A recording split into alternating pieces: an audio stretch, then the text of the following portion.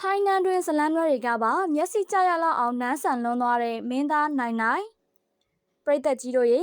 မနေ့တနေ့ကမှထွက်ရှိလာခဲ့တဲ့ရွှေပြည်နယ်မြမတနခါကြော်ညာတက်ကြီးဟာလူမှုကွန်ရက်ပေါ်မှာတကယ့်ကိုပေါက်ထွက်သွားခဲ့ပါတယ်။ဒီကြော်ညာထဲမှာအထူးခြားဆုံးနဲ့လူပြောအများဆုံးဖြစ်နေတာကတော့ဝါရည်မင်းသားကြီးနိုင်နိုင်ရဲ့ခံရလွန်းတဲ့အသွင်ပြင်ပဲဖြစ်ပါတယ်။အနုပညာလောကမှာနှစ်ပေါင်းများစွာရပ်တည်လာခဲ့တဲ့နိုင်နိုင်ဟာယောက်ျားပီသားမှုခံရမှုတွေက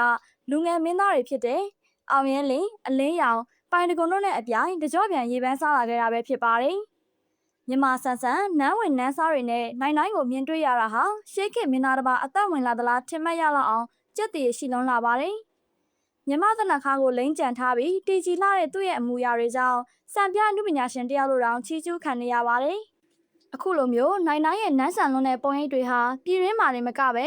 အိမ်ကြီးချင်းထိုင်းနိုင်ငံရဲ့တော်ဝင်နန်းတွင်းဇလန်းတွဲဖန်တီးသူတွေရဲ့မျက်စိကျစရာပါဖြစ်လာခဲ့တာပါနော်။သတင်းများအရနိုင်နိုင်ရဲ့တော်ဝင်ဆန်တဲ့ရုပ်ရည်ဟာထိုင်းနန်းတွင်းကားကြီးတွေမှာပါဝင်မှုအတွက်အလွန်အဝင်ခွင်ကျဖြစ်နေရကြောင်းရိုက်ကူးဖို့ကမ်းလှမ်းမှုတွေအဆက်အသွယ်တွေမကြခင်မှာရရှိတော့မယ်လို့သိရှိရပါတယ်။ပရိသတ်တွေကတော့နိုင်နိုင်ကိုကြော်ညာမင်းသားဖြစ်တယ်မကပဲမြမရိုးရာတနခါနဲ့မြမယဉ်ကျေးမှုကိုကဘာကသိအောင်ဖော်ပြနိုင်တဲ့စံပြအနုပညာရှင်တယောက်ဖြစ်ပါဝိုင်းဝန်းချီးကျူးနေကြပါတယ်။သူ့ရဲ့ထူးခြားတဲ့ခံရမှုဟာလူငယ်လူကြီးမရွေးအားလုံးကိုဖန်ဆားနိုင်ခဲ့တာကြောင့်ဒီရွှေပြည်နန်းကြော်ညာဟာနိုင်နိုင်အတွက်တော့အနုပညာမှတ်တိုင်အသစ်တစ်ခုလိုတောင်ဆိုနိုင်ပါတယ်။တည်ငြိမ်မှုခန့်ညားမှုနဲ့အရှိန်အဝါအပြည့်ရှိတဲ့နိုင်နိုင်အတွက်တော့ဒါဟာနိုင်ငံတကာအထိခြေလှမ်းကျလာမဲ့အခွင့်အလမ်းကောင်းတစ်ခုပါပဲ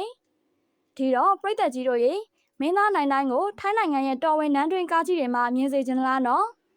ဒီသတင်းသာတကယ်မှန်ကန်မဲ့ဆိုရင်တော့ထိုင်းမင်းသားတွေနဲ့အပြိုင်မြန်မာမင်းသားကြီးနိုင်နိုင်ကတော့ကြော်ကြားနေုံပါပါနော်။ထိုင်းနိုင်ငံရဲ့နန်းတွင်းဇလန်တွဲကြီးတွေထဲမှာမြန်မာမင်းသားနိုင်နိုင်ကိုခံညားထဲဝါစွာမြင်တွေ့ရမှာဖြစ်လို့ရင်ခုန်နေရပါပြီ။ဒါမှမဟုတ်နိုင်နိုင်ရဲ့နန်းဆန်လွန်းတဲ့အသွင်ပြင်ပေါ်ပြည်သက်ကြီးတို့ရဲ့အမြင်လေးတွေကိုလည်းမှတ်ချက်မှာပြပြပေးခဲ့ကြပါအောင်နော်။